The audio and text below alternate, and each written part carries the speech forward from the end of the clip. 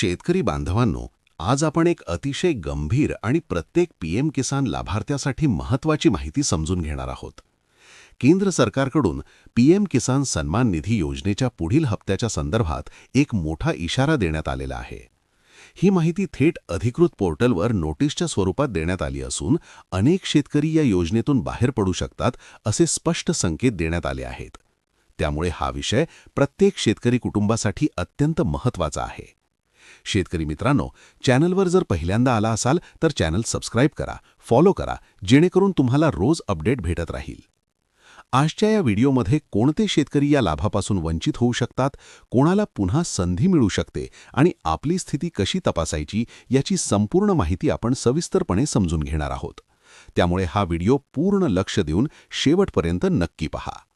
शेतकरी बांधवांनो, सर्वप्रथम जर तुम्हाला अधिकृत माहिती पाहायची असेल तर तुम्हाला पीएम किसान योजनेचे अधिकृत पोर्टल उघडावे लागेल. गुगलमध्ये पीएम किसान पोर्टल असे सर्च केल्यानंतर जी पहिली वेबसाईट दिसते तीच ही अधिकृत वेबसाईट आहे. त्या वेबसाईटवर गेल्यानंतर तुम्हाला आत्तापर्यंत आलेल्या हप्त्यांची माहिती दिसेल आणि तिथेच एक महत्त्वाची सूचना म्हणजेच इम्पॉर्टंट नोट लावलेली आहे. ही नोटीस नेमकी काय सांगते हे समजून घेणे प्रत्येक लाभार्थ्यासाठी गरजेचे आहे. या नोटीसमध्ये असे स्पष्ट करण्यात आले आहे की पीएम किसान योजनेच्या नियमांनुसार काही संशयित प्रकरणे प्रशासनाच्या निदर्शनास आलेली आहेत. या प्रकरणांमध्ये नियमांचे उल्लंघन होत असल्याची शक्यता असल्यामुळे अशा लाभार्थ्यांची तपासणी सुरू करण्यात आली आहे. यामध्ये प्रामुख्याने काही ठराविक बाबींचा उल्लेख करण्यात आलेला आहे आणि त्या बाबी अत्यंत लक्षपूर्वक समजून घेणे आवश्यक आहे. या नोटीसमध्ये सर्वात आधी जमिनीच्या मालकी हक्काबाबत स्पष्ट उल्लेख करण्यात आलेला आहे. ज्या शेतकऱ्यांनी ठराविक कालावधीनंतर जमीन खरेदी केली आहे किंवा जमीन त्यांच्या नावावर नंतर आली आहे, अशा प्रकरणांमध्ये तपासणी करण्यात येणार आहे. अशा लाभार्थ्यांना नियमांनुसार अपात्र ठरवले जाऊ शकते. त्यामुळे ज्यांची जमीन अलीकडेच नावावर झालेली आहे त्यांनी विशेषतः आपली माहिती तपासणे गरजेचे आहे. यासोबतच आणखी एक अतिशय महत्त्वाचा मुद्दा म्हणजे एका कुटुंबातील एकापेक्षा जास्त व्यक्ती पीएम किसान योजनेचा लाभ घेत असल्याची प्रकरणे. नोटीसमध्ये स्पष्टपणे सांगण्यात आले आहे की एका कुटुंबाला या योजनेचा लाभ फक्त एका व्यक्तीलाच मिळू शकतो. जर पती आणि पत्नी दोघेही या योजनेचा लाभ घेत असतील तर त्यापैकी एकाच व्यक्तीला पुढील काळात लाभ दिला जाणार आहे. तसेच प्रौढ आणि अल्पवयीन सदस्य दोघेही लाभ घेत असतील तरी देखील कुटुंबातील फक्त एकालाच पात्र मानले जाणार आहे. त्यामुळे अशा सर्व प्रकरणांमध्ये लाभ तात्पुरत्या स्वरूपात थांबवण्यात आलेले आहेत. शेतकरी बांधवांनो, या प्रकरणांमध्ये सरकारकडून प्रत्यक्ष भौतिक पडताळणी सुरू करण्यात आलेली आहे. जोपर्यंत ही पडताळणी पूर्ण होत नाही तोपर्यंत संबंधित लाभार्थ्यांचा हप्ता थांबवण्यात येणार आहे.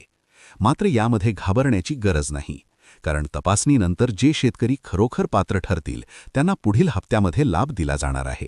त्यामुळे जर तुम्ही पात्र असाल तर तुमचा हक्क नक्कीच तुम्हाला मिळेल.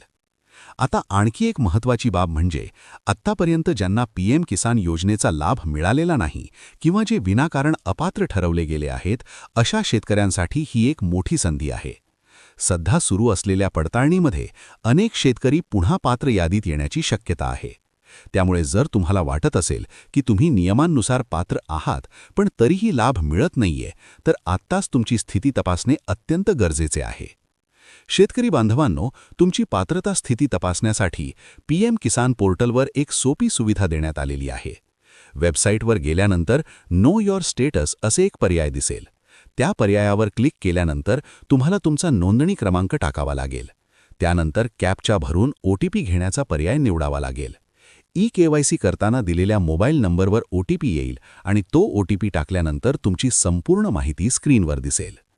जर तुमच्याकडे नोंदणी क्रमांक नसेल तर काळजी करू नका. त्यासाठी स्वतंत्र पर्याय देण्यात आलेला आहे. नो योर रजिस्ट्रेशन नंबर या पर्यायावर क्लिक करून तुम्ही मोबाईल नंबर किंवा आधार नंबरच्या माध्यमातून देखील तुमची माहिती शोधू शकता. ओटीपीच्या सहाय्याने लॉग इन केल्यानंतर तुमची सद्यस्थिती, अडचणी आणि त्रुटी स्पष्टपणे तुम्हाला पाहता येतील. शेतकरी बांधवांनो, जर तुमच्या प्रोफाईलमध्ये कोणतीही चूक किंवा त्रुटी दिसत असेल तर ती शक्य तितक्या लवकर दुरुस्त करणे अत्यंत आवश्यक आहे. कारण या त्रुटी वेळेत दुरुस्त केल्या नाहीत तर पुढील हप्त्यावर परिणाम होऊ शकतो. घरी बसूनच ही सर्व प्रक्रिया करता येत असल्यामुळे आजच तुमची माहिती तपासून घ्या आणि आवश्यक ती पूर्तता करून घ्या.